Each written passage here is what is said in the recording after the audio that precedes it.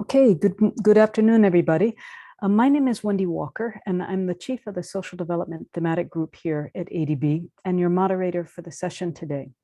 Thank you for joining this session on the Transport Forum on pathways to accessible, safe, and inclusive transport systems. They're an important part of the promise of the 2030 Agenda and Sustainable Development Goals to eradicate poverty, reduce inequality, and leave no one behind. Delivering accessible, safe, and inclusive transport systems is a multi-sectoral challenge, demanding awareness, vision, evidence, and sustained effort over decades. Such systems expand and support citizens' full participation in society and access to opportunities through ensuring social and economic connections.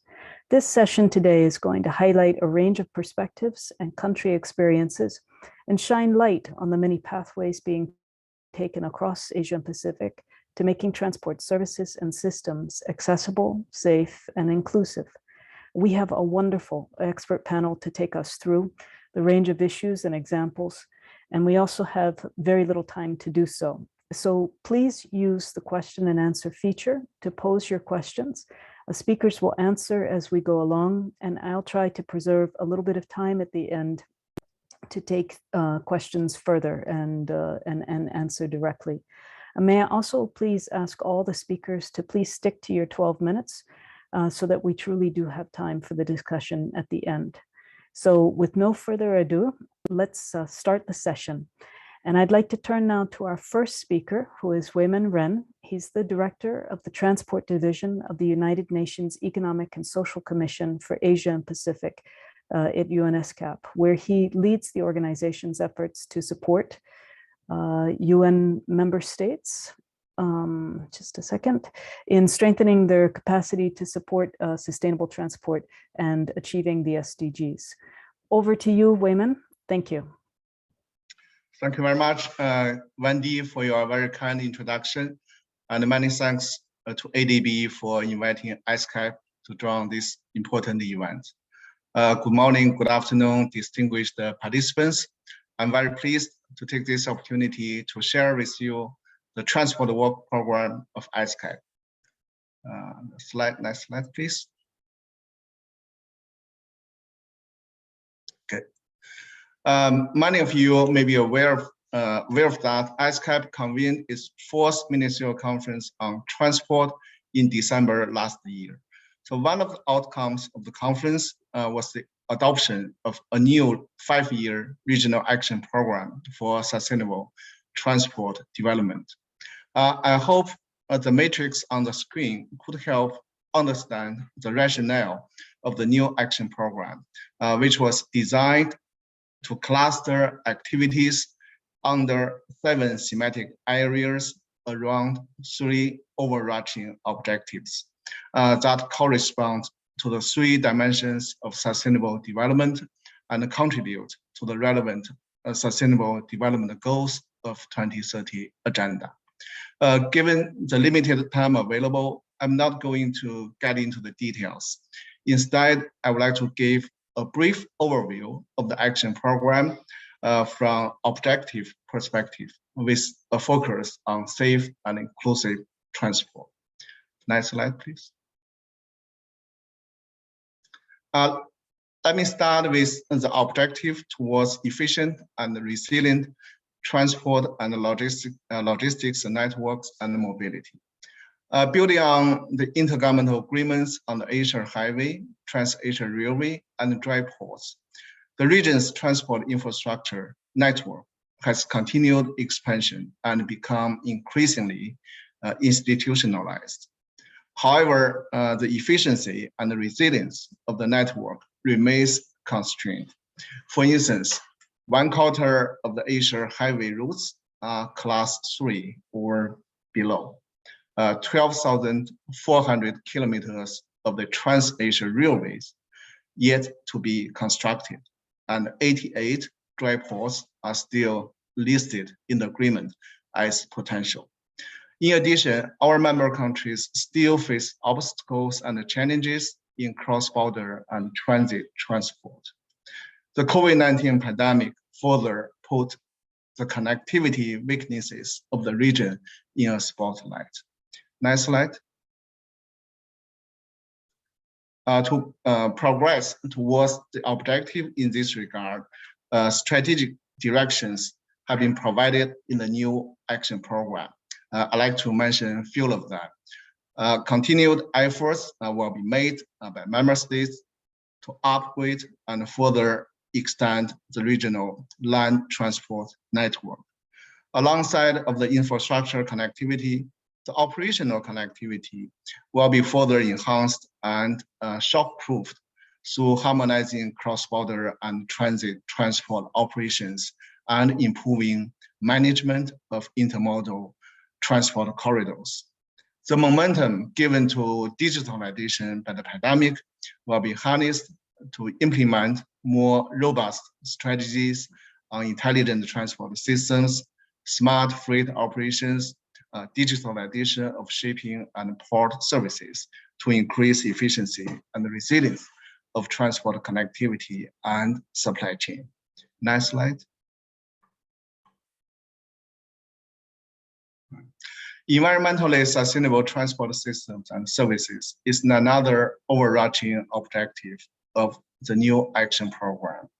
So while the region has witnessed economic growth, the growing demand for both freight and passenger transport contributed to the increased energy consumption and CO2 emission. So according to our studies based on reliable sources, the transport sector was responsible for 52% of total oil consumption in 2018, up from approximately 40% in 1990, and contributed to nearly 14% of CO2 emission from fuel combustion in the region. The recent estimations of the joint work of ISCAP and ITF suggest that by 2050, freight ton kilometers are projected to have nearly quadrupled their 2015 baseline value in most parts of Asia. The trajectory would lead to tremendous increase in CO2 emission if no effective actions taken. Next slide. So keeping in mind the current and future scenarios, the new action program focuses on, among others, establishment of a regional cooperation mechanism to promote low carbon transport, acceleration of the transition to low carbon mobility, promotion of advanced, clean, and energy efficient technologies in transport. It will also promote the railway and waterborne transport and environmentally sustainable logistics, and contribute to decarbonizing supply chains, including through green infrastructure and green port operation. Next slide. Talking about safe and inclusive transport, first, we believe it is a social development issue, because the availability of safe, affordable, and reliable transport infrastructure and services is essential, not only for economic growth, but also for ensuring a balanced distribution of economic and social benefits. So given it addresses the fundamental issues of sustainable development, poverty and inequality, safe and inclusive transport should receive greater political visibility and financial support. Second, safe and inclusive transport is also a complex issue that always transcends the transport sector itself and requires multi-pronged approaches and multi-sectoral collaboration. For instance, road safety is widely regarded as cross-cutting issue and needs to be addressed by the integrated safe system approach, which requires concerted efforts from all relevant government sectors and private stakeholders. When it comes to inclusive transport, it is even more complex, and various elements and factors need to be considered at both micro and macro levels, including but not limited to demography, rural development, urbanization, urban planning, as well as social protection policies on gender and vulnerable groups. However, there are significant knowledge gaps in this area. There's little evidence to show that economic growth attributable to infrastructure development alone will consequently lead to a reduction in inequality. There are also limited research on the journeys of persons with a disability and gender disaggregated data, which are important for policymakers and planners to understand how best to invest in making transport more inclusive for persons with disabilities and mainstreaming gender policy into the design and planning of transport works and services. So in a nutshell, it's not only necessary to conceptualize the links between poverty, inequality, and transport, but also to collect and analyze the relevant information and translate it into policies and investment choices. Next slide. Road safety is a serious issue in our region. The graph on the screen shows the fatality numbers and the rates of countries in the Asia Pacific. So our region accounts for more than 50% of the world total number of road crash fatalities. More precisely, in 2019, 1 person was killed by road crash in every 44 seconds in our region. And more notably, road crashes not only result in substantial economic losses, but also have devastating social consequences. Next slide. Talking about inclusive transport, we cannot ignore the fact that Asia and the Pacific has been experiencing very rapid urbanization and motorization in past decades. And now more than 50% of population are living in urban areas. In the meantime, the region is also entering the aging society, and the aging population in Asia is expected to reach 900 million in 2050. So in this context, the Asia Pacific region is facing many challenges related to accessibility, to inclusive transport and mobility. So few of them are listed here, like 630 million people still do not have access to quality road infrastructure. Only about 1/3 of urban population have convenient access to public transport. Around 690 million persons with disabilities have special needs for transport and mobility. Next slide. So to address road safety issue in the Asia Pacific region, the key activities on the action program is the development of the regional plan of action for the second decade of action for road safety, 2021 to 2030. The action program also aims to address road safety risk factors and the safety of vulnerable road users, as well as improving road crash data management.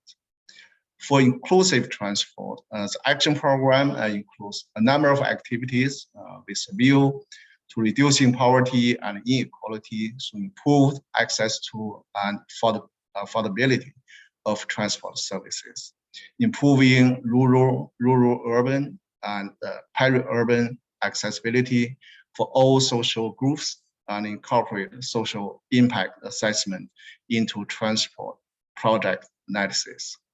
Strengthening the implementation of gender responsible initiatives for effective climate action in transport. Next slide. So here are some planned transport events and activities to be organized by ISCAP in the second half of this year. For more information about the transport work of ISCAP and the new regional action program, you may wish to visit our website. Thank you very much for your attention. So back to you, Wendy. Wonderful. Thank you very much, Wayman, for that view of the challenges in the region and action plan on the way forward, including raising the importance of knowledge gaps and creating safe and inclusive transport and mobility. So now I'd like to turn over to Mark Stevenson. He's a professor of urban transport and public health at the University of Melbourne, but also an honorary professor in the Peking University Health Science Center, China, and an advisor for injury to the Director General of the World Health Organization. He's going to speak about the role of urban design in sustainable transport in Asia. Over to you, Mark.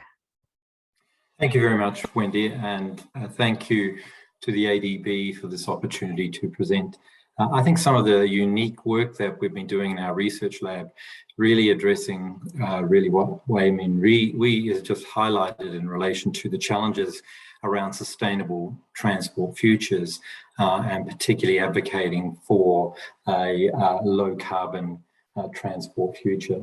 So we've been, I'm just going to present, next slide, please, just a little bit of the work that we have recently completed in our research lab, and so acknowledge some of my colleagues, Dr. Jason Thompson and others who have worked extensively on this work that I'm discussing today.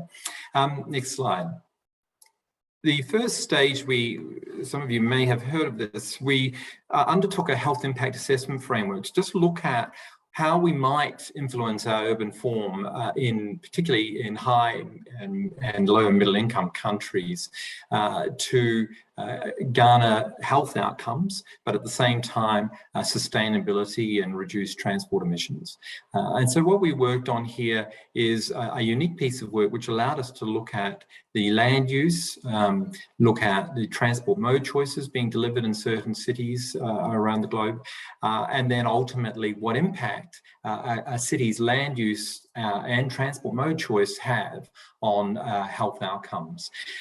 We just looked at 6 cities here, and I won't, with the time challenges we have, I'm not going to go into a lot of detail. Suffice to say that these cities were chosen to reflect not only access to data, and so Melbourne was included, but also to reflect the mode choices available within those cities. So you can see Melbourne and Boston were entirely car dependent, London somewhat different with a greater investment in public transit, and then you see cities like Copenhagen that really are sort of pushing towards what we refer to as the new urban mobility, where we're seeing almost equal proportions of public transit, active transport, and private car use.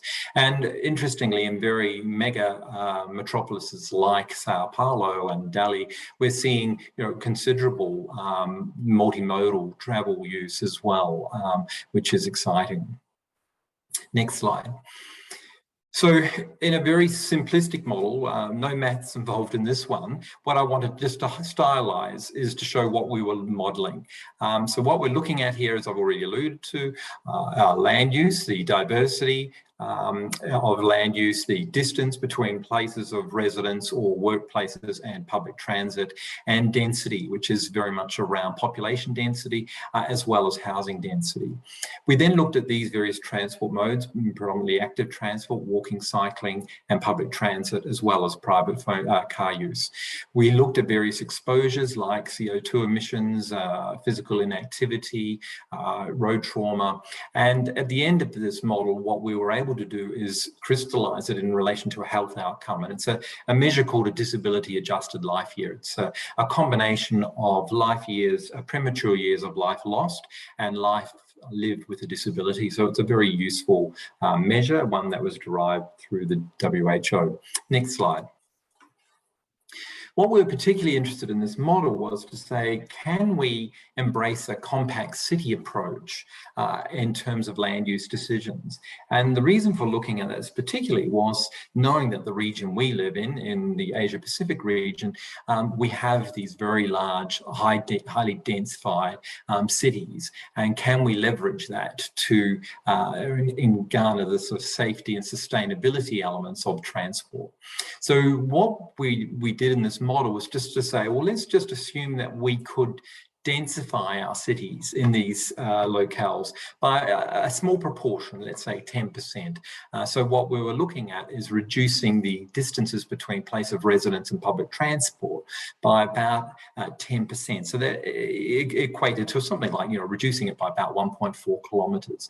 And that's not outlandish. If you think in a city like Melbourne, we're seeing at least sort of 25% of our trips under 5 kilometres that have been undertaken in a private motor vehicle. So really quite legitimate sort of policies that could influence or promote this sort of strategy. Diversity of land use, including greater mixed use land use and enhanced densities. So then what we did is remove 10% of car trips and move them into active transport or into public transit. So very straightforward policies that can easily be enacted by most local government institutions by providing safe and alternate transport modes. And we then, by doing that, changing the transport modes and removing it from the private car, what we wanted to look at is, well, what effect did it have in relation to traffic conflicts, CO2 emissions, and physical inactivity? And again, we looked at the health of the outcome. Next slide. So this is what we found. Now, these numbers will seem rather abstract, but basically what they are a disability adjusted life year per 100,000 population. And what it really means here is that a positive number is a very good value, a negative number is a poor outcome, meaning that in fact by implementing a compact city, we start to see adverse health outcomes as a consequence. So ultimately, we were particularly interested in health outcomes that were directly attributable to our transport mode choice and our urban form. So we were looking at things like cardiovascular disease, type 2 diabetes, respiratory disease, and road trauma. And you can see that across the board, if we were to institute a compact city, so densify our cities a little more, in these cities at least, you would get very good health outcomes, other than for road trauma. And that's pretty obvious. If we were moving people out of private motor vehicles into cycling and walking, for example, they become much more vulnerable. And as a consequence, you start to see that in a compact city form, despite there being enormous benefit from reduced CO2 emissions in terms of cardiovascular disease and respiratory disease, there is a negative externality, which is that related to increased road trauma. On that basis, though, we modelled what would you have to do in these cities to mitigate the road trauma if you were adopting this greater level of compact city infrastructure. Next slide. And what it illustrates here is the red highlight cities that really would need to do quite a lot to change their infrastructure. The yellow and green are highlighting that, in fact, they're already on their way or have already got infrastructure that's absolutely fine for greater levels of compactness, and therefore people moving to active forms of transport and public transit. So the Melbourne and the Boston cities, which are the car-dependent cities, you can see that what I've got here on the top here is the extent of separation required by motor vehicles and active transport users to ensure that you do not lead to increased road trauma as a consequence of greater compactness in your city. And you can see for cities like Melbourne and Boston, you would need to increase the infrastructure and the separation between various motor vehicles and active transport users upwards of about 30 to 35%.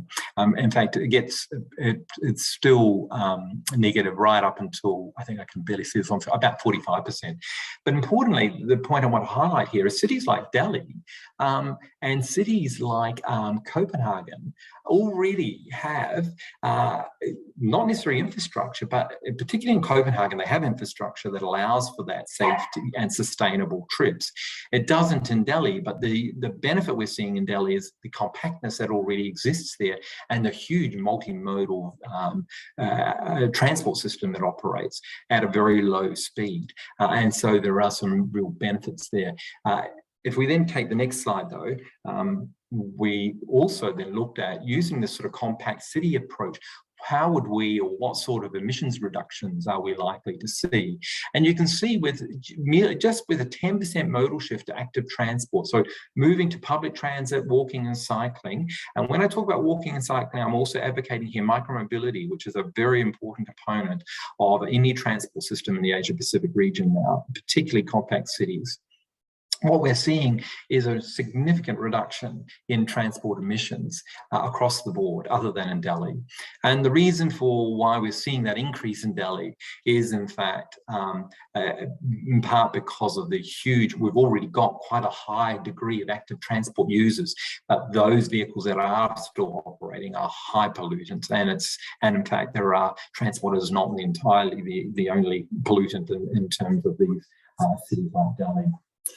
So the message here that I'm taking from this very comprehensive health impact assessment framework research is to highlight that there are considerable health gains that can be achieved.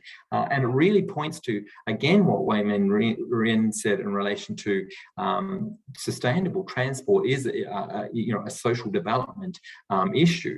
What we can see here is our urban form and how we deliver our transport systems in our urban form. If we move to models of urban form that support a compact city type approach, will deliver not only reduced emissions and potentially health outcomes, important health outcomes, but it will also deliver a greater level of accessibility to those who are, I think, socioeconomically deprived.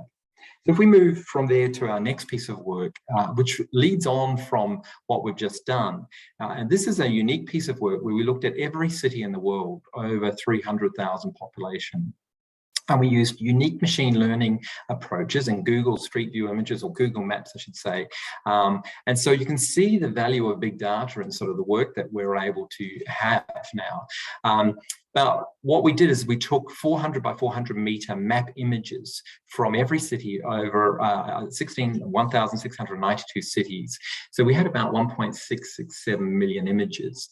And we made those images very high level abstract images. So what we were particularly interested in was the road networks of the cities, the rail transit networks of the cities, and green and blue space. So we stripped everything else out of the map so that when we did our machine learning and trained the models, it wasn't being trained on Mandarin because it was picking that up in the map. It was being trained purely on the density of the road networks, or of the green and blue space, or the unique road networks that cities had. Their planning as such. Next slide.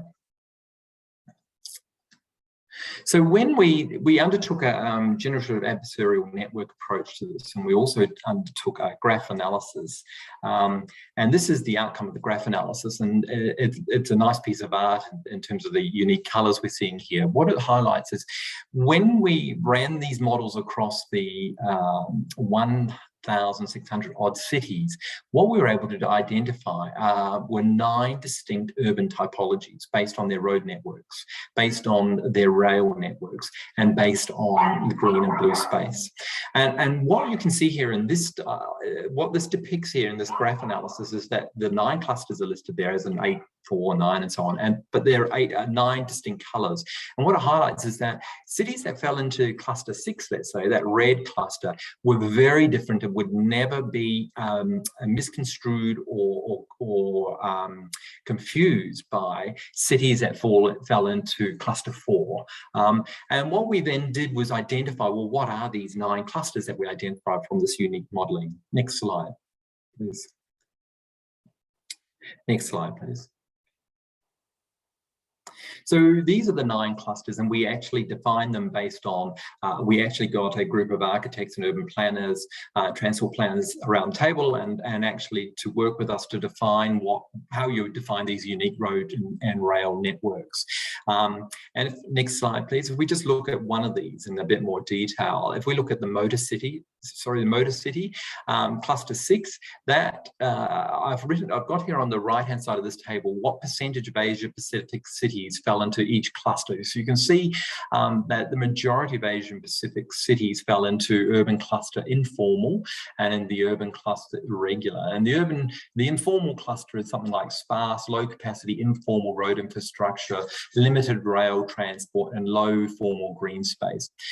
If you look at, again, now the one I've highlighted, which is Motor City, only 1.7% or 12 cities in Asia Pacific fell into this criteria of Motor City. They'd be predominantly the Australian cities and a number of maybe the Japanese cities. But medium to low density, high capacity, grid-based road networks with medium railed transport. So probably not even actually the Japanese cities. So it would predominantly be made up of New Zealand and Australian cities, I think.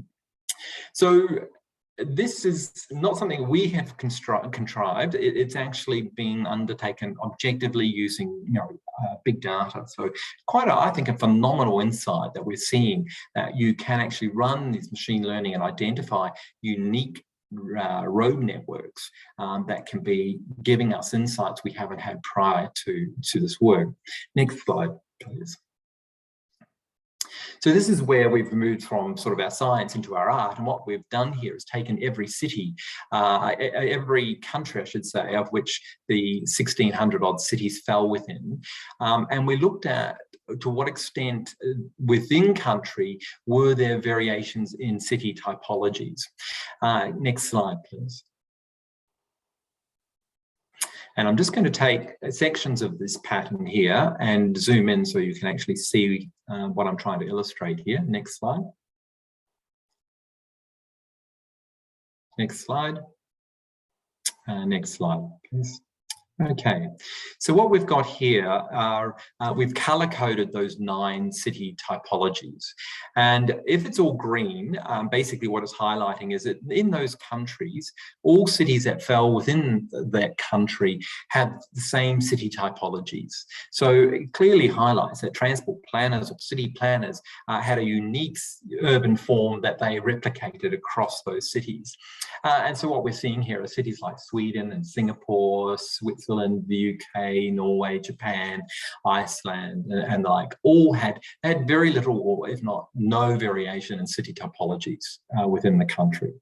But interestingly, when you move to the right of that and you see the colours just being displayed, what that highlights is that there's a considerable variation of city typologies or transport networks in the country. And that's particularly what we're seeing in the Asia Pacific area. So if we're looking at China, for example, here, you can see it's got about six of the 9 typologies are represented in China, reflecting probably the variation that you might see within China from the west to the east of China. But interestingly, we see the variation occurring in India, in Malaysia, in Myanmar, in Cambodia, in Pakistan. So actually what we're seeing is either development occurring rapidly in certain elements of the countries, or we clearly have very different city typologies across the countries. Next slide, please.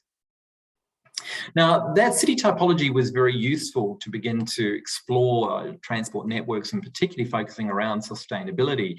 The next part of what we looked at was to say, okay, well, what sort of infrastructure are we seeing in those cities? Are we seeing a huge level of investment in infrastructure, or less so by city types?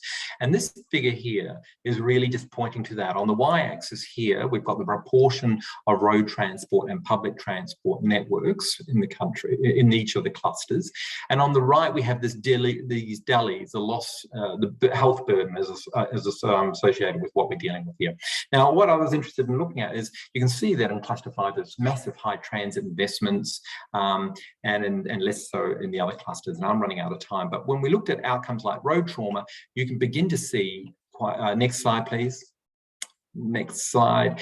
Next slide, next slide. So what we did here is just plot the road trauma in terms of pedestrian injuries, cycling injuries, road trauma overall, and you can begin to see where you might invest best for road trauma reductions, and in terms of not necessarily massive infrastructure, but get return on investment. Now, I'm running right over time, so I'm going to have to just move to my final slide, and thank you for the opportunity to present this. I thought I probably had more time, but I certainly didn't. So I just want to highlight that this slide finalised that urban design is really integral to sustainable transport in Asia. And a lot of what we're working on currently is beginning to highlight just how we might be able to go about ensuring we can deliver that. Thank you for the time. Thank you, Mark. That was an excellent presentation. Sorry we ran out of time on the importance of evidence and new methodologies for generating insights into choices on transport and urban design and some of the impacts on health, inclusion, safety, and sustainability. Excellent presentation. Now I'd like to quickly move over to Gabby O'Neill. She is the Assistant Secretary at the National Office of Road Safety, Department of Infrastructure, Transport, Cities, and Regional Development with the Government of Australia. Gabby is has been the head of the National Office of Road Safety in Australia since November 2019. And she's going to speak about how regional observatories can help nations to step up road safety performance. So over to you, Gabby. Thanks. Thank you, Wendy. And first of all, if I might acknowledge traditional custodians of the land from which I'm speaking. I'm on Kaurna country, which encompasses the capital city of Adelaide in Australia, the Adelaide Hills and beyond. And if I can acknowledge traditional custodians and First Nations peoples on where we're all meeting, and pay my respects to their elders past, present and emerging. And I'd like to extend that respect to any Aboriginal and Torres Strait Islander people and First Nations people with us today. Next slide, please. Thank you. So as a policymaker, I always ask, and I suspect for those participating, I suspect your chain of command also asks, what's the problem you're trying to solve here? And then as a, I may very well respond, and so what? So this is where we're asking for evidence on the scale of the problem and the cost of the solution. And it can really only ever be answered with data and comparable data. Because if you can't measure it, you can't provide a credible policy response to it. You can't tell to whom it's happened, how, where, or what. And a data gap of any magnitude often leads to inappropriate responses and a loss of momentum. So regional road safety observatories were established to create and support the maintenance of credible and reliable road safety crash data. Next slide, please. Regional road safety observatories came from the first decade of action for road safety, 2011 to 2020. At that time, it was estimated that 1.3 million persons were killed and somewhere between 20 to 50 million persons were seriously injured. Now that's a really big question mark between 20 to 50 million people. To not have a clear understanding of 30 million persons and their fate in regard to road safety outcomes. It's a really large knowledge gap. So with the mission to help countries harmonise data, raise awareness of road safety, share best practice and experience, and create regional road safety databases, we've seen a realisation of better managing our overarching goal to prevent fatal and serious injuries. We've got the evidence to push to policymakers to provide insight and a narrative of what we have and where we need to go. Next slide, please. A regional approach leverages the existing relationships and bonds countries share, along with their similarities and challenges. Commonalities support collaboration and innovation to take what is working and tailor it for individual communities. Cultural norms are better understood and explained, and the uniqueness of regional characteristics can be formed collectively, such as the sheer volume of two-powered wheelers across the Asia Pacific. We know as income rises in the Asia Pacific region, transport as a way to improve business income prospects and mobility takes the form of an affordable motorcycle. 90% of vehicles in Vietnam and close to 80% of vehicles in India are powered two-wheelers. But also, what is common across the region in relation to remoteness, the scale of unsealed roads, the level of active transport, can these conditions be compared across similar geography or populations and communities? We know that no developed high-income countries have such a two-wheeler fleet on this scale. They're more likely to be for leisure and recreational use over business or a primary mobility use. So let's look at what characteristics we share in the Asia Pacific and work towards using that to better collaborate and get shared solutions. Next slide, please. In February 2020, at the Stockholm Global Ministerial Conference on Road Safety, the Asia Pacific Road Safety Observatory was announced. It began by building membership along with early activities such as training and agreement on baseline indicators. In April 2021, at its inaugural meeting, there were 130 participants from 32 member countries and partner organisations that came together to discuss the challenges of data collection, such as its coherence, completeness, and collation, for better informed policy making, followed by the presentation of case studies demonstrating the value of data in the decision-making process. In November 2021, the annual meeting concluded after 2 days of road safety data management with the establishment of its new governance structure and the election of a chair and steering committee. So while still in its infancy, we are working together to build the governance and the building together of data harmonisation. Now member countries are monitoring their own road safety performance using the methodologies provided by the Asia Pacific Road Safety Observatory and making decisions on what their priorities are for the second decade of action and for road safety within their own country. Next slide, please. The Asia Pacific Road Safety Observatory is hosted by the Asian Development Bank, who provides our secretariat function. The Asian Development Bank has sponsored training to develop capacity and capability and continues to push for the integration of road safety and infrastructure investment into road design. They've partnered with prominent organisations to assess risk across the road and transport networks in the Asia Pacific, improve enforcement activities with training, and provide case studies on how to improve road networks. The power of this regional approach has occurred among member countries and their partner organisations across all regional observatories. We might say it's been observed across all observatories. Next slide, please. Globally, efforts must continue to harmonise and standardise data collections.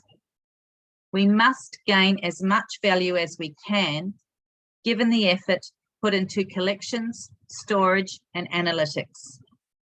With the growth of a focus on road safety and what we know to be preventable fatal and serious injuries, we must harmonise and grow our data to enable a clear understanding of the scale of the problem, along with the clear comparisons on evaluations against the data to provide evidence on what is working and what does not work, so that the limited resources that we have are honed in on reducing trauma for the greatest benefit.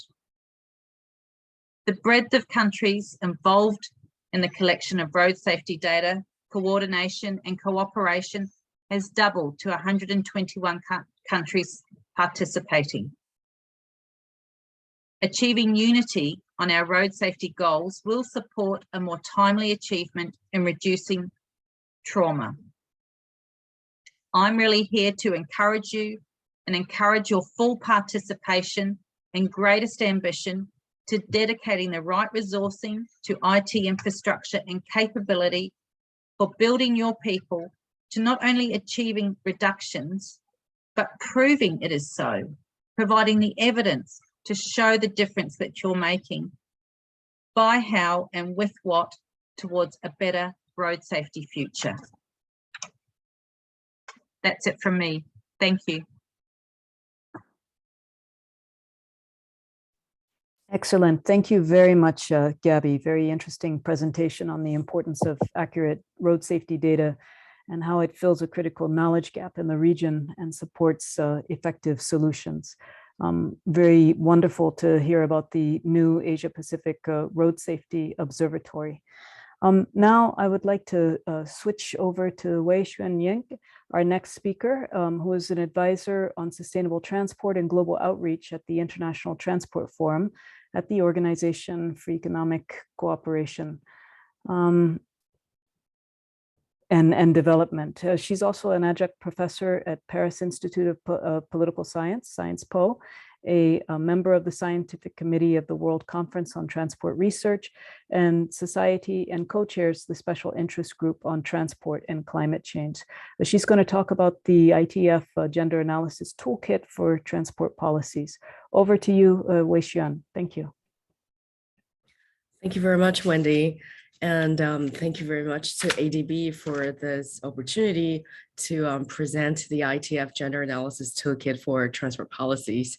ADB has been very supportive throughout the process of the development of this toolkit since its inception last year. So we do feel very grateful for your insights. So next slide, please.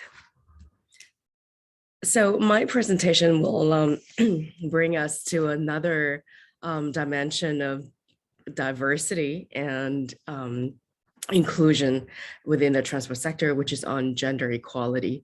So we know that SDG 5 is on the empowerment and equality of gender, but this specific goal is also integral to all the SDGs.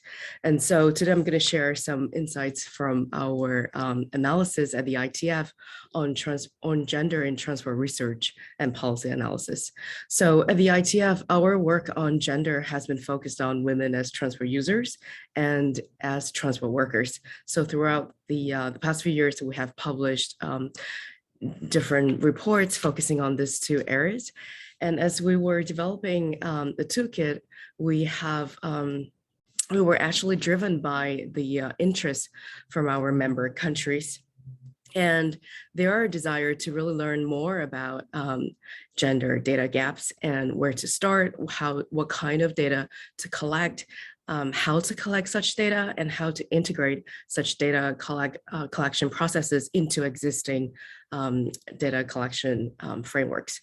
And so the Gender Analysis Toolkit for Transport Policies is, in fact, really created for our member countries as well as other transport stakeholders who would really like to develop a more comprehensive assessment of gender in transport projects or programs.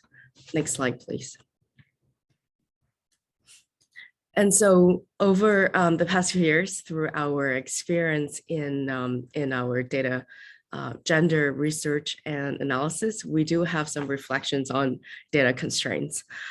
We have noticed that there are definitely regions in the world that have significant data gaps on gender, especially in Africa and Asia. There is also a lack of harmonious time series data, which makes comparative analysis really challenging. And also there is a need to really align some of the data at the global and national level to improve the ability to conduct robust analysis and to really understand some of the existing gender gaps and some of the insights that we need to develop a more inclusive transport policies. Next slide, please.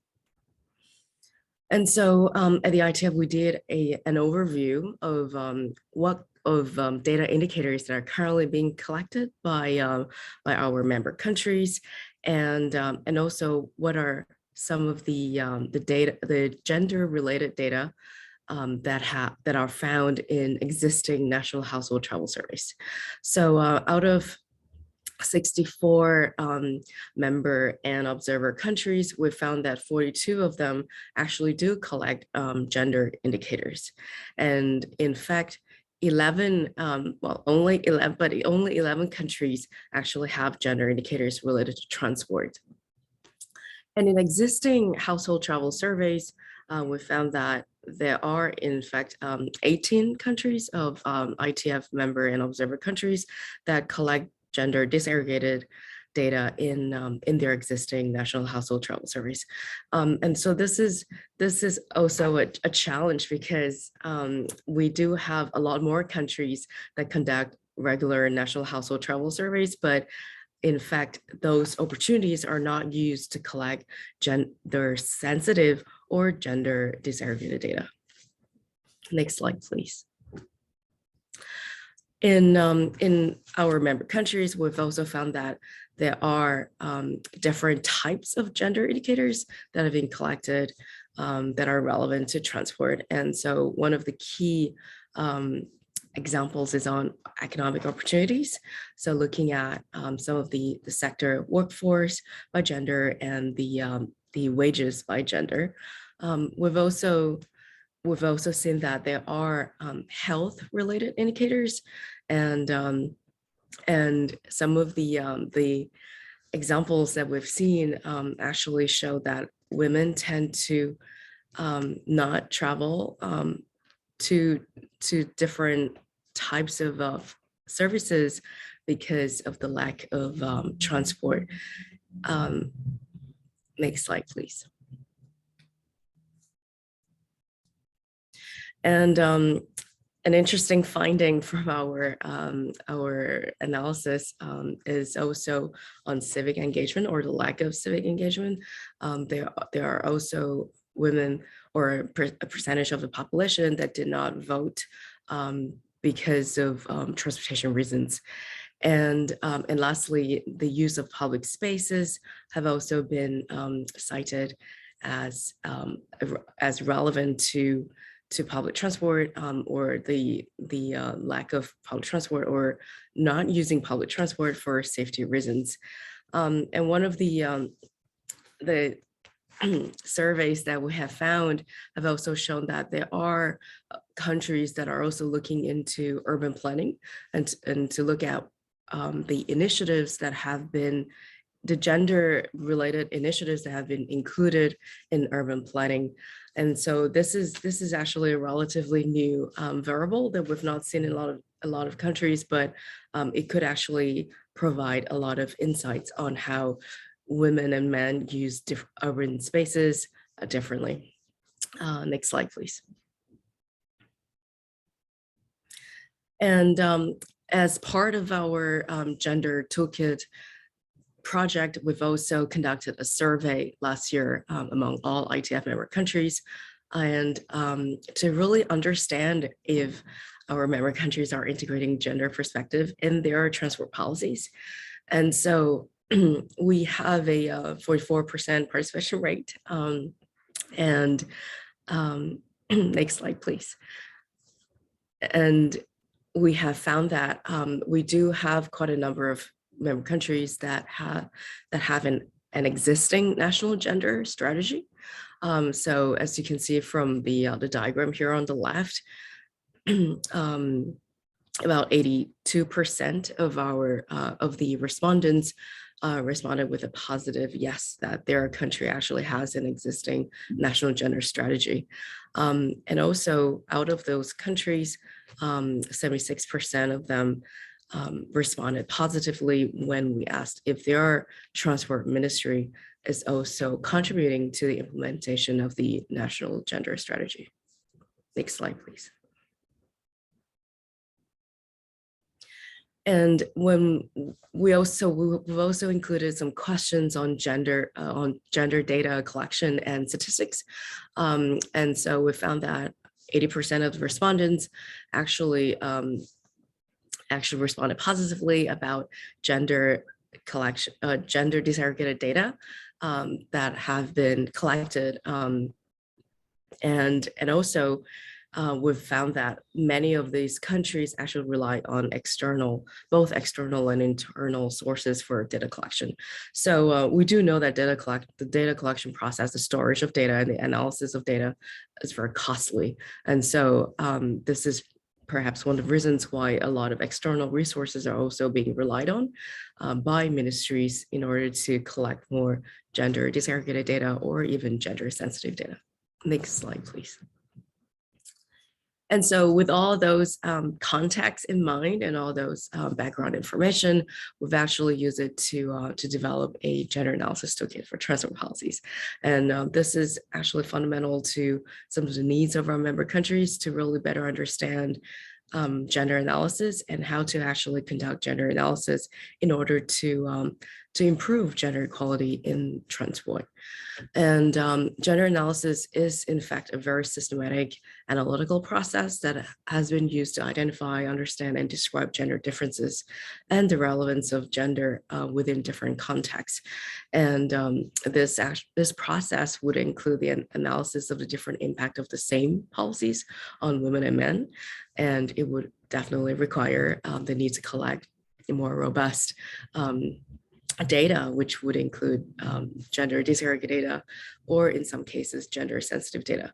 And the benefits of gender analysis is not just for women. We've seen that, in fact, when gender analysis is integrated within the planning or implementation of transport policies, the benefits would also be enjoyed by men, by all transport users. And so the outcomes of gender analysis would actually create a better understanding of the effectiveness of transport policies, and also having a better understanding of how different policies could actually influence different user groups differently. Next slide, please. And as I've already mentioned, the toolkit was really inspired by our member countries and their needs. And so we do hope that the toolkit will help not just ITF member countries, but also other countries, as well as other stakeholder groups, conduct gender analysis for their transport projects or policies, and to ultimately close the gender data gap. And so this toolkit includes a list of indicators, an ideal list of indicators to actually help countries think about what kind of data to collect, and also a checklist for project managers and decision makers to integrate gender analysis into their projects. And the third component is a questionnaire template that could be used by different stakeholder groups. Next slide, please. And we also have included a scoring system that is attached to the checklist for transport projects and policies. And it's really a very simple scoring system that can actually allow the classification of different projects and to raise awareness and to ultimately mainstream gender in transport. And an additional component is also a list of case studies where we have showcased how other organizations have used different tools to assess gender in their transport projects or policies, and this includes a list of examples that have been kindly shared by our partners and some member countries, and also the ADB as well. So this actually collects. This is a collection of successful case studies that we hope to share with more stakeholders. Next slide, please. And so this is my last slide, and I just want to publicize our ITF Summit this year, which has a theme on inclusive transport. And we do hope to discuss many of these issues that other panelists have also raised on safety, on inclusion transport, and inclusive transport, as well as on gender. And we do hope to see you in Leipzig. So thank you very much. Thank you, Wei-Shun. I mean, a critical new toolkit, an important new resource, and another example of the importance of data for developing effective policies and programs. So appreciate you sharing that. We have two more presentations, and they're going to be really take us down to the ground. The first one is from Soline Bafi. She is a project manager at Kodatu, which is an NGO promoting sustainable urban mobility in developing cities. It promotes sustainable mobility policies through a range of activities. And she's going to speak about the importance of paratransport in accessible and inclusive transport. Over to you, Soline. Good morning, and thank you very much, ADB, for giving me the opportunity to be part of this panel. With this presentation, I would like to present some of the work that we've been conducted at CODATU over the past years with partners such as AFD, Mobilize Your City, and Despelia. So thank you very much for also recalling what is CODATU for the people attending and not knowing. CODATU is a French-based NGO, and our activities aim at promoting sustainable urban mobility projects and policies in cities of the Global South. And we involved, therefore, in several cooperation in cities, mostly in Latin America and in Africa. Even though the projects we deal with are mostly mass transit projects, we also have to face that one of the main issues when implementing mass transit projects is to deal with the existing. So this brought us to consider the role played by the paratransit sector in many cities and how it can be part of a sustainable urban mobility system. So to do so, try to capitalize on projects and initiatives that have been developed in many cities over the past years, and we tried to identify what are the main levers and the approaches that can be useful to do so. So next slide, please. So the first consideration is that paratransit represents a key sector in many cities worldwide. And this you can see when you consider the modal share of the paratransit sector in many cities in Latin America, in Asia, or in sub-Saharan Africa. So in some cities, it's a complementary service to other mass transit services, but in many secondary cities, in many small cities, it's the only transport offer. So in both cases, in any way, the modal share of the paratransit sector tends to increase, mostly also because it's fast-growing cities that we talk about in the Global South. And before trying to understand how this sector works and how it's structured, it's also very important to keep in mind that it's far from being a monolithic sector worldwide. So it encompasses, for instance, different kinds of services, from two-wheelers to tuk-tuks and rickshaws and minibuses, even different kind of services, even sometimes different segments of population are using these services, from premium class services in some cities to services aimed for the lower income population in other cities. And it's also very important to recall that it's a very evolutive sector, receptive to innovations as well. So we could also observe that over the past years with the introduction of new tools, such as, for instance, digital tools and new types of vehicles and new types of technologies. And for that, I'm also thinking of the boom of e-vehicles in many Asian cities. Next slide, please. And it's also important to recall that the paratransit sector is not just a service provider, it's also a very important employment pool. So as you can see on the slides with some figures from Asian and African cities, it represents a substantial number of direct and indirect income in many cities, mostly because it's a very accessible sector. It provides a lot of skilled jobs, especially in societies where the unemployment rate is often still quite high. But it's also a sector that is well known for the precarious conditions in which operators evolve, because it's subsidized, and also because of this easy access to employment, there is also very strong competition between the operators. And these hard conditions tend to also generate negative externalities, such as low maintenance of the vehicles, reckless driving from the operators who try to maximize the amount of trips they provide every day, very poor quality of the service, unequal coverage with the non-lucrative routes sometimes not being very poorly connected to the rest of the city, and even sometimes the use of adulterated fuel with very high GHG emissions. Next slide, please.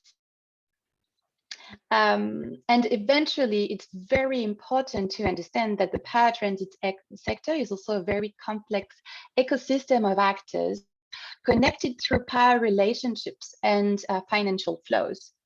In this complex ecosystem, as you can see on the slide, drivers are the central figure.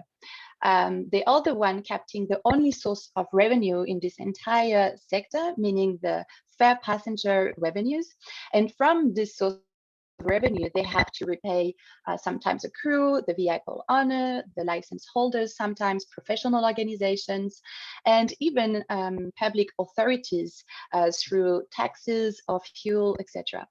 So in such a context, you can imagine, for instance, the impact of a fuel increase on the business model of the drivers. And a very important aspect to consider when trying to understand this very complex sector is the existence of illegal financial flows as well. This can also connect the operators, meaning the drivers and the owners of the vehicle. But sometimes it also involves the local authorities or the police. So to sum up, the paratransit sector is an essential service provider. It's also a really crucial job provider and a very sensitive economic and political sector with very strong and vested interests. Next slide, please. So this is also just to map how difficult it is to try to mitigate those negative externalities and reform the paratransit sector, and how to try to implement socially acceptable measures for all the stakeholders. So one way to do so is to use, for instance, STROT metrics, which are very useful tools, but only if they are conducted among at least 4 different kinds of stakeholders, meaning the local authorities, the vehicle owners, the drivers, and the users. And in each case, the important work is to identify for each of these actors what are the positive and the negative externalities of the sector. This is a very important prerequisite to identify what could be the possible win-win levers and how to get the support from all stakeholders. Otherwise, by not considering all the actors' perspective, there are strong risks for reforms to fail, as it had been observed in several cities, with many pitfalls from such as, for instance, less service for the users, job losses in the sector, money losses for the public authorities, or even lost confidence from the stakeholders. So to build an inclusive and sustainable reform, 4 main components can be identified. So the reform should aim to promote an improvement of the quality of service, mostly to provide better quality service for the users and more inclusive services. Improvement of operations, mostly to optimize the fleet management, for instance, and to introduce more sustainable business models for the operators. Improvement of the air quality to have a more environmental friendly sector, and improvement of the working conditions to secure sustainable livelihoods for the workers. Next slide, please. So now, regarding the implementation of paratransit reforms, different kinds of actions and measures can be implemented. I'm not going to go into the detail of these actions, but it's very important to recall that to ensure the viability of the reform and its sustainability, these actions should be implemented at the right level. Indeed, depending on the context, depending on the available human and financial resources, depending on the competencies of each level of the government and the process of devolution taking place, not all measures should be implemented at the same level. So to give you an example, for instance, acknowledging the fully and the legal existence of the paratransit sector result from a legal and regulatory competence which fall under the competence of the national government. But other measures are more appropriate to be implemented at the local level. So one very, very fruitful opportunity to implement a reform of the paratransit sector is the implementation of a sustainable availability plan, for instance. Indeed, I mean, this planning process is a right opportunity for decision makers and practitioners and citizens to develop a long-term vision of a city's urban development. So this is also the right moment to integrate the paratransit sector in this vision. Implementation of SUMPs are often also the moment for the national government to provide extra grants or subsidies to the local authorities. Sometimes there is also support that can be provided by the institutional financial institution. So this also gives a momentum to integrate the reform of the paratransit, especially also because most of the time SUMPs include a diagnosis phase, which can be also a useful moment to conduct a diagnosis of the sector with detailed surveys and analysis. Next slide, please. And some actions and levers can, however, be considered as multi-level tools and can be developed in different kind of projects, like broader reforms, as I just mentioned, for instance, in the case of the SUMPs, but also as standalone measures. So, for instance, fleet renewal schemes are very powerful mechanisms to, first of all, produce more sustainable vehicles, but also improve the quality of the service for passengers and also gain the confidence of the operators. Introductions of tools and guidelines are also another lever that can be used, especially to introduce better regulation of the sector. And eventually, a very important cornerstone of any reform is professionalization and capacity building programs, which are essential to provide better conditions for workers, but also improve the quality of the service. And these training programs, they can either be aimed for operators themselves, also sometimes for the local authorities and the civil servant who are involved in the regulation and the day-to-day dialogue with the operators. And to conclude, I would just like to give you two more precise examples of projects aiming at better integrating paratransit services that Kodatu is currently setting up. So there are two pilot projects, one in Cameroon and the other one in Madagascar. And in both cases, these projects are to take place in the context of investments made by international financial institutions, either to build mass transit services or road infrastructures. And in both cities, the idea is that in the context of this investment, they are considered as an opportunity to lever and improve the paratransit services, to provide new vehicles, new infrastructures, and provide capacity building, both for the operators and the local authorities. So this was just to give you a very brief overview of how to try to improve the sector. Types of reform can be conducted. Next slide. If you would like to go further, you can explore some of the characteristics and trends of the sector in the publication made by Kodatu and FD in 2015, Paratransit, a key element in a dual system, or in the first part of the toolkit recently developed by Mobilize Your City, which is freely available on their website, and it's entitled Understanding Paratransit. The second part of this deliverable will give you very precise types of actions that can be implemented, in particular in the case of a sustainable urban mobility plan.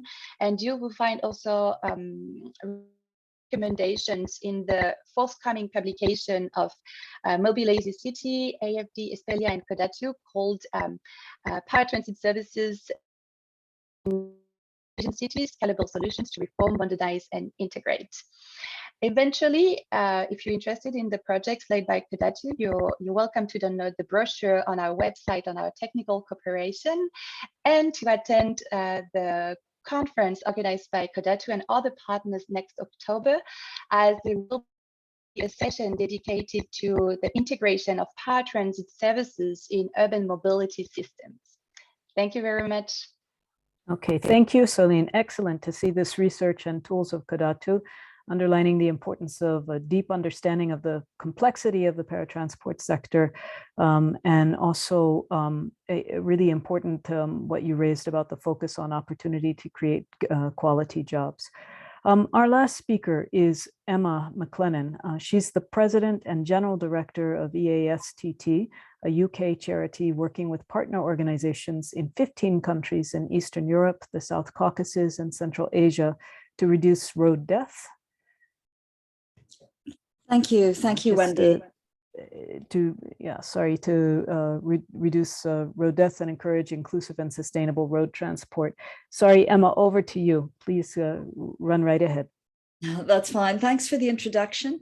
Next slide, please. As Wendy said, we are a partnership, really. We're an NGO, but we work with local road safety organizations in 15 countries in Eastern Europe and Central Asia. Next slide.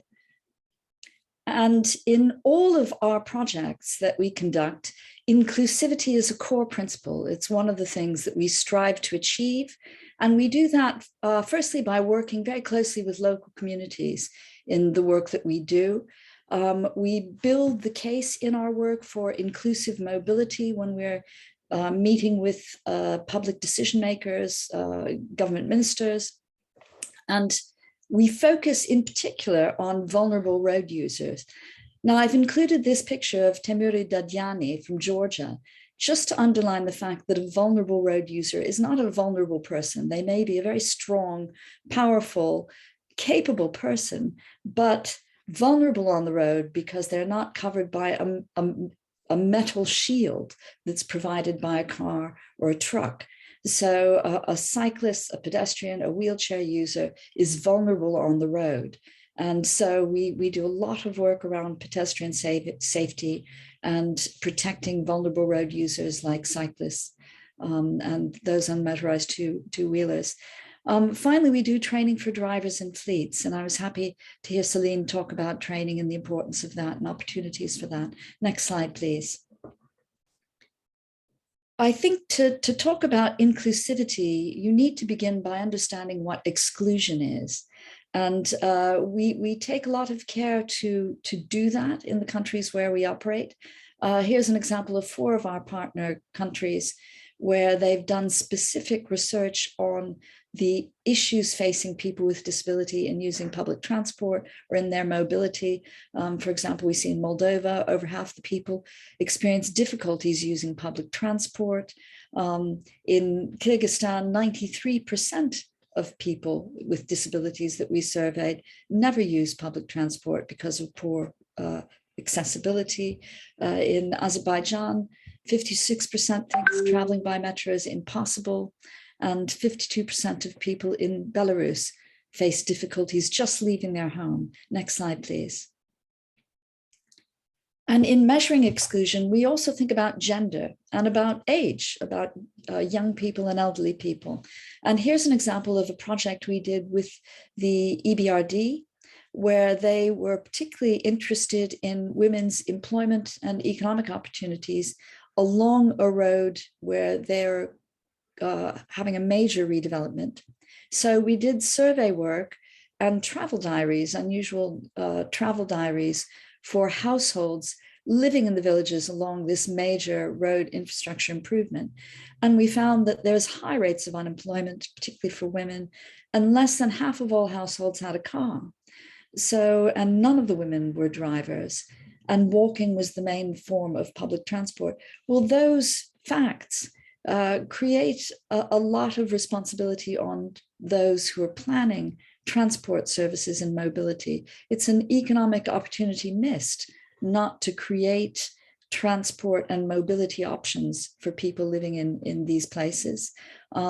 As it happens, women were highly dependent on taxis, but those were only available seasonally when the men were actually in the villages, and there were very few of those as well. 70% of all adults considered transport difficult or very difficult. Next slide, please. So part of this is identifying obstacles. And in all our partner countries, we take care to do that. Some of the obstacles are physical. They're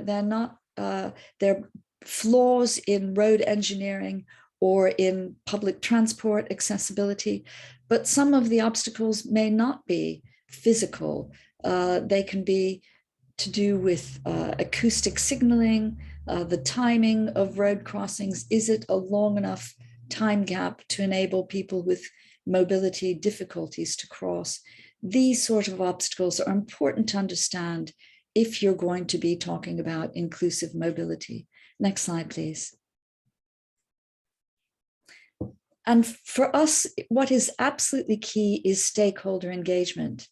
And we take great care to meet with local communities, to talk to them about their needs, and to try to communicate those needs to decision makers and road developers.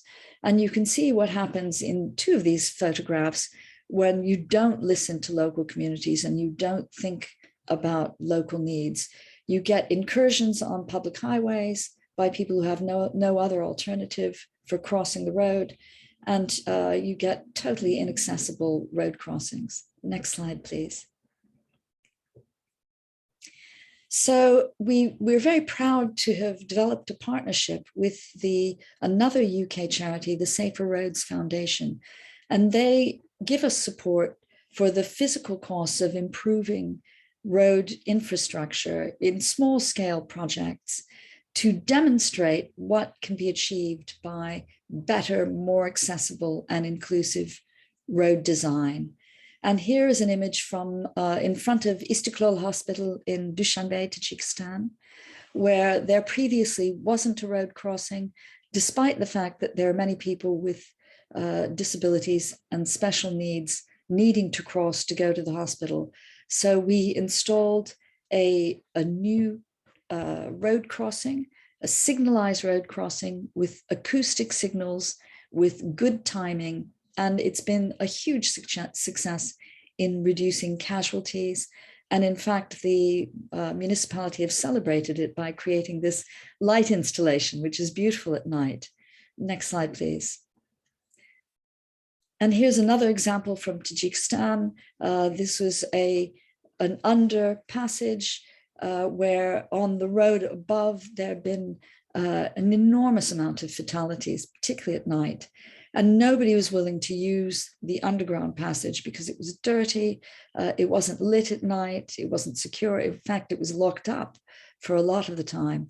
So we've worked with the municipality to improve that. And it's made an enormous difference to access and to pedestrian traffic. Next slide, please. And just one more example, we're working in many countries, but this is Kyrgyzstan, and this road junction is one where children had been seriously injured. There had been fatalities. There were great problems with being able to see the timing of the lighting for the cars and other road users. So next slide, please. So we've put in signalized crossing, high visibility signage, dropped curbs, all of the things that you need to make the junction far more accessible. And again, it's had a major impact on people living locally. Next slide, please. And I want to share with you this slide, which is showing our next plan in Bishkek in Kyrgyzstan, where we're planning to put in a road traffic island. This is something that is not part of current road design standards. It will be a completely new feature for Bishkek. And we're very excited that the authorities have given us permission to do this. These sorts of infrastructure measures can make an enormous difference in enabling people to cross safely, giving them a refuge where they can stop while crossing the road. I should say that all of our work is accompanied by training. So when we're doing this work, we work closely with the road engineers in the municipality, in the design centers. We carry out training on site. We teach them about the principles about pedestrian safety and pedestrian-friendly road design. And that's ingrained in our projects. We do a number of other projects working directly with universities to identify road safety training gaps in their curriculum in the engineering universities, and working with the university managers and lecturers to try to address those gaps. Next slide, please.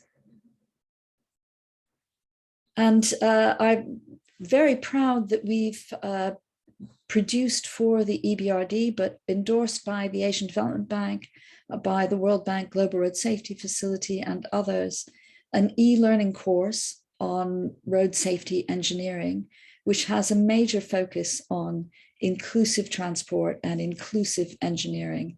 You can see the link here, the ebrd-elearning.com link. I would urge everyone who hasn't done it to please sign up. It's been enormously popular so far. Nearly 2,000 people have completed the course.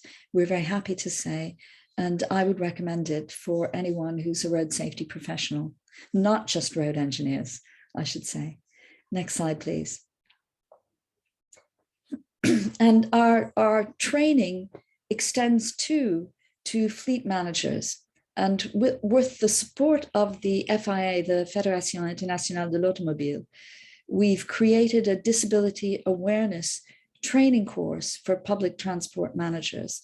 Now, this is really important because we heard of many cases where buses weren't stopping for people with visible disabilities. So that training has been very popular in the countries where we've carried out. And we've also got an online road safety management training course, which sets out the principles of good road safety, occupational road safety management, including inclusion. Next slide, please. And that's it for me. It's been a very quick run through, but happy to take any questions afterwards. Thank you. Excellent. Thank you very much, Emma. What a fascinating presentation, taking us down on the ground, demonstrating what this safe and accessible design look like, the importance of stakeholder engagement as a basic building block, and also all those many different examples of training across multiple stakeholders, which is incredibly important for raising awareness, but also building the way forward and changing the way that the business is done.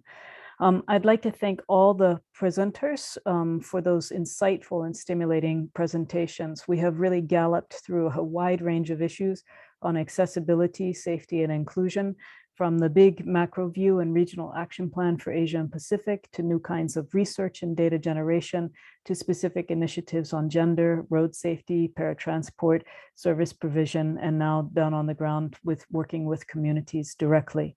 I'd like to ask all the panelists to turn on the cameras for the final 3 minutes that we have left for the panel discussion. And I'd like to introduce just one last person, who's Dave Shelton from ADB. He leads the Secretariat for the ADB-hosted Asia Pacific Road Safety Observatory, which, as Gabby said, serves as a knowledge platform and regional database dedicated to enhancing the quality of road safety data. And maybe just to quickly kick off, I wanted to ask Dave, what is the vision of accessible, safe, and inclusive transport mean for ADB, how it invests to support in poverty reduction? This is, I think, reflective of some of the questions in the Q&A. So over to you, Dave. Thank you, Wendy, and thank you to all of our speakers. Essentially, what it means for ADB is a substantial think about how we invest in poverty reduction. ADB's had a great success in being an infrastructure bank. We'll continue to do that. We've invested heavily in road construction. But to impact these integrated and higher order outcomes like equity, sustainability, and road safety, we need to look beyond simply being an infrastructure bank and ask, what do we need to do to innovate our approaches and get to a wider set of stakeholders with processes that impact the systems and processes and the way that we use our infrastructure. We haven't got a lot of time, so I'll leave it there. Thank you very much. Okay, thanks, Dave. And maybe one question to toss out to any of the presenters, but you each came to this in a different way. So I wanted to ask about the benefits of partnerships and what kinds of partnerships are critical to support accessible, safe, and inclusive transport systems between governments, multilateral development banks, private sectors, NGOs, etc. Are there kinds of partnerships that are either especially effective or that there's a gap that needs to be filled by building new connections? Maybe I could start with Gabby and Wei-Min, and then pull from some of the on the ground experience with the speaker on paratransport and Emma. Thanks, Wendy. Look, I think the benefit of partnerships can't be underscored heavily enough. Government doesn't have all of the answers.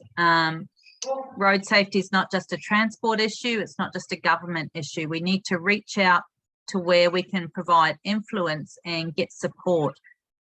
I know that for, yes, we might all like to get a risk reduction and IRAP assessment across the globe, but having the processes, the time, the capability and the funds to do that can be difficult. So in some local communities here, garbage trucks, which enter every street, are starting to collect data by camera to feed that back into local governments to help them assess road condition, road hazards, how people are walking, vulnerable road user access. So looking at innovation, you have to develop partnerships because you don't know what you don't know and what somebody else can bring. So just by reaching out, we're getting new innovative ways to collect data in this particular circumstance. Thank you. Thank you. And Wayman, Emma, and Charlene, 30 seconds each. Thank you very much, Wendy. I think partnership could bring huge benefits. First, I think partnership could help increase the visibility of the issue. Yeah, for instance, dedicated events on safe and inclusive transport, jointly organized by IGO, NGO, multilateral development banks will definitely increase the visibility of the issue than organized by a single organization.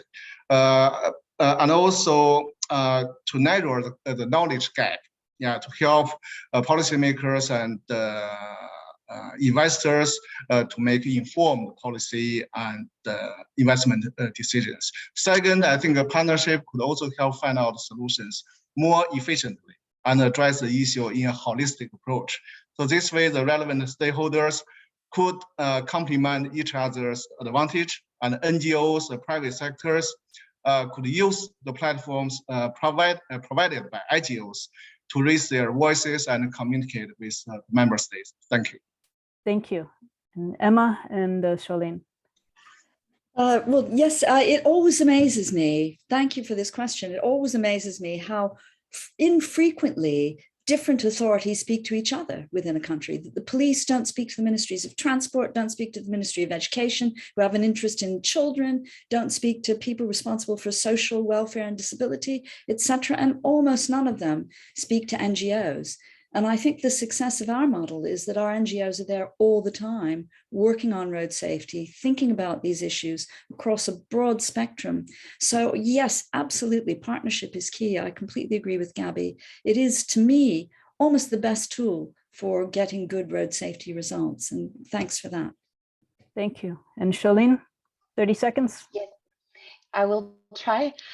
Just to build on what has been previously said, of course, partnerships are key, especially when considering, for instance, the paratransit sector, informal sector. It seems to be a very complex sector from the outside, but it's essential to consider the people in it to try to reform it and to consider, first of all, the operators, but also the users, because often they are the missing key in the equation. Therefore, of course, NGOs, and I'm preaching for my own chapel, are essential to do this connection with the field work, with the ground. But also to build on what Emma just said, I think the importance of having a consistent approach of what can be done between the different level of governments, and to have a consistent approach between the different actors involved is really essential, not just to multiply the partnerships, but to have a coordination between the different initiatives and actions undertaken. Okay, thank you very much. Unfortunately, we're at the end of the session. We're out of time. I really want to thank all of the presenters for their excellent presentations and also for the active participation from the audience. I wish that we had had more time for discussion afterwards, because I think there were many questions still to come, but hopefully you can take a look before signing off. We would like to end now with a new example from ADB highlighting the challenges of accessibility and developing a disability inclusive transport program in Ulaanbaatar, Mongolia. So a video will now roll for a few minutes afterwards. So please stay tuned for that. And we invite you also to the next session this afternoon, following directly on this one, and also to the sessions tomorrow. And thanks very much for your participation and all presenters. Excellent session. Thank you.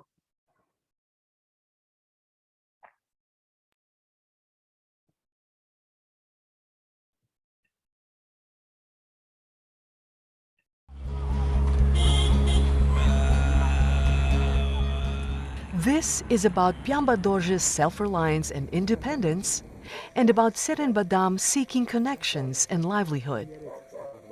This is a story of many little journeys of institutions like the Asian Development Bank and of people who use roads. This is about how we all intersect to move people efficiently and safely.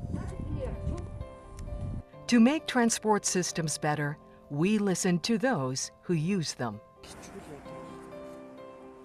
Using visual journey maps, the ADB-assisted project Improving Transport Services in Ger areas in Mongolia asked road and public transport users for their stories. So project designs, transportation components and systems do not just follow quality technical standards, but are responsive to user behavior and needs.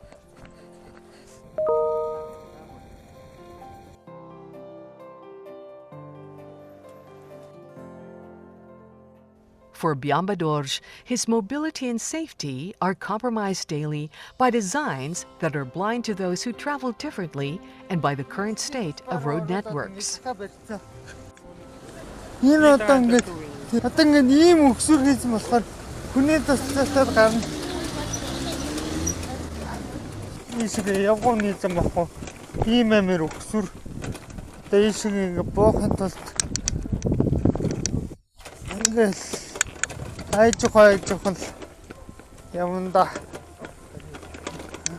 Storytelling for design activates inclusion. Biamba Dorje's stories showed us the impact of risky behaviors of other road users who may also have their own stories and mobility needs.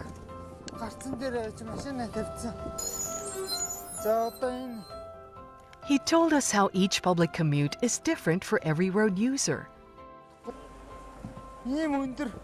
and how access makes the most basic of journeys become a daily pilgrimage.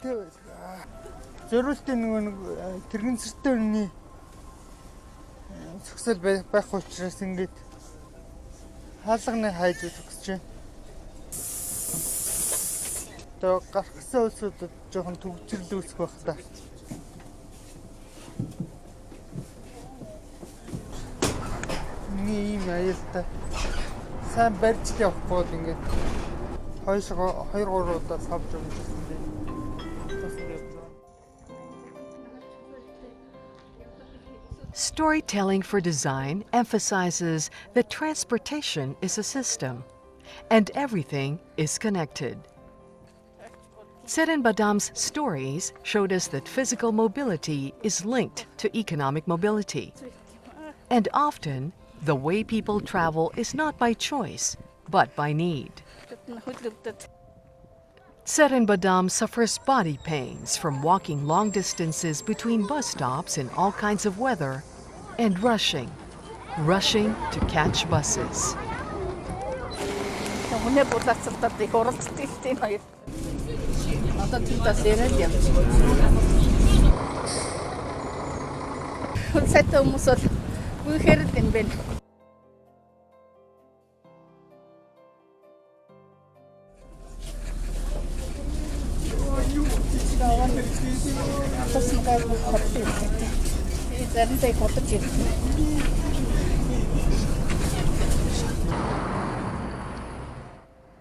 People's voices and stories are powerful design elements.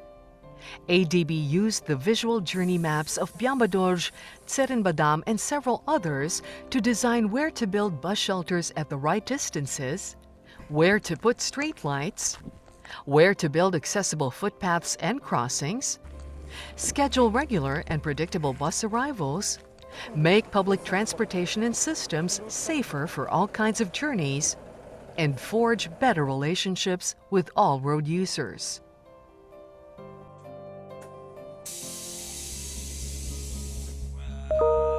Transport infrastructure and systems are not just about moving from here to there. They are about enabling people to achieve their potential through safe, self-reliant, and independent mobility.